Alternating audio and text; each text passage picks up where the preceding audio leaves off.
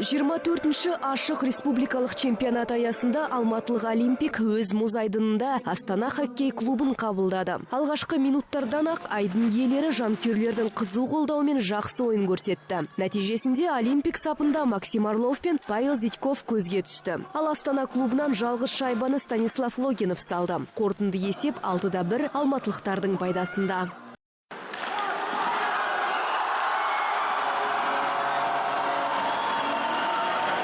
Айта кетейік, Астаналық хоккей клубы бірінші ойында 3-0 есебімен басым түскен болатын. Келесі ойында Астаналық хоккей клубы қазанның 8 мен 9 күндері бар спорттық кешенінде Көкшетаулық Арланмен өткізеді. Алматы вперед! Я болею за Алмату. Игра проводится эпично. В общем, я болею за Алмату. Играют с большим желанием, скорости очень хорошие, но Алма-Ате удается комбинировать, и гол, который мы видели, это на заглядение, конечно. Алмата вперед!